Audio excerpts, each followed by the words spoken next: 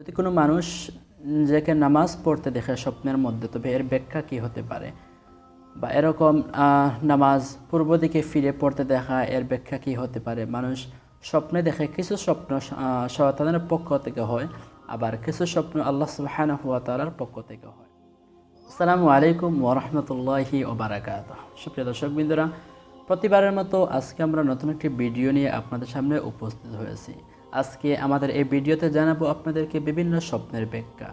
কী স্বপ্নের ব্যাখ্যা হতে পারে? স্বপ্ন হচ্ছে যদি কোনো মানুষ নিজেকে নামাজ পড়তে দেখে স্বপ্নের মধ্যে, তবে এর ব্যাখ্যা কী হতে পারে?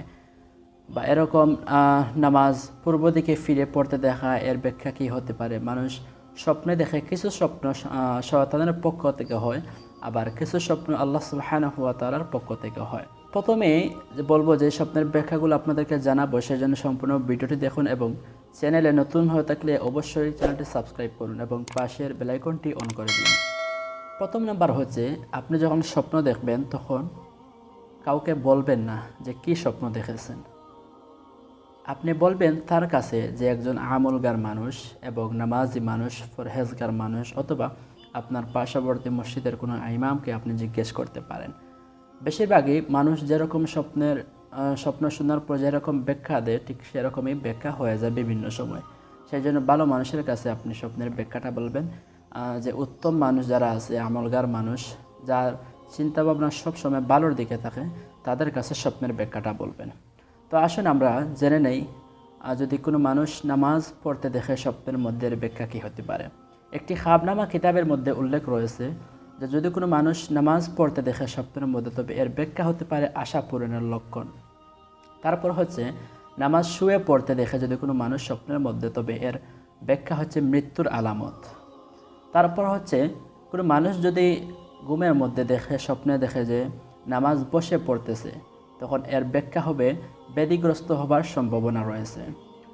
তারপর হচ্ছে, অনেক মানুষ ঘুমের মধ্যে স্বপ্নে দেখে যে নামাজ পশ্চিম দিকে ফিরে পড়তে দেখে। তো এরকম যদি স্বপ্ন দেখে কেউ, তবে এর ব্যাখ্যা হবে ধর্মে উদাসীনতার লক্ষণ রয়েছে।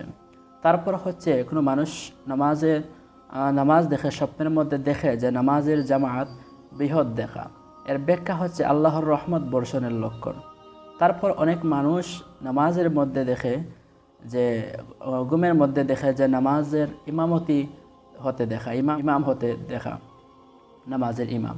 তো এর ব্যাখ্যা হবে জাতীয় নেতৃত্ব লাভের সম্ভাবনা। তবে আরও মানুষ দেখে যে ঘুমের মধ্যে স্বপ্নে দেখে যে নামাজ জামায়াতে পড়তে দেখা, তবে এর ব্যাখ্যা হবে সুখ শান্তিতে দিন অতিবাহিত করার লক্ষণ।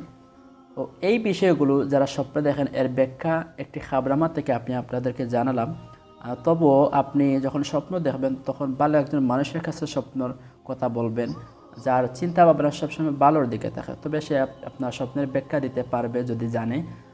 যদি নাও পারে, যেটা বলবে হয়তো ভালোটাই বলবে এবং এই ব্যাখ্যাটা সেটা হতে পারে। তারপর হচ্ছে, যখন আপনি স্বপ্ন দেখবেন তখন আল্লাহর কাছে বলবেন যে আল্লাহ, তুমি তো স্বপ্ন দেখিয়েছো, এর ফল তুমি ভালো, এর ব্যাখ্যা তুমি ভালো করে দিও, এবং যদি আমার উপর কোনো বিপদ আসে, সেই বিপদ থেকে তুমি আমাকে উদ্ধার করিও। আল্লাহর কাছে ফানা চাইবেন এবং দোয়া চাইবেন। আল্লাহ যেন আমাদের সবাইকে ভালো রাখেন এবং ভালো ভালো স্বপ্ন দেখার সুযোগ আমাদেরকে করে দেন, এবং স্বপ্নে রাসূল সাল্লাল্লাহু আলাইহি সাল্লামের দিদার যেন আমাদের নসিব করেন, সেই দোয়া আল্লাহ সুবহানাহু ওয়া তাআলার কাছে করে। এই ছিল আজকে আমাদের এই ভিডিওটি। প্রতিনিয়ত নতুন নতুন ভিডিও পেতে আমাদের এই চ্যানেলটি সাবস্ক্রাইব করুন এবং পাশের বেল আইকনটি অন করে দিন। দেখা হবে আগামী ভিডিওতে। আসসালামু আলাইকুম ওয়া রাহমাতুল্লাহি ওয়া বারাকাতুহু।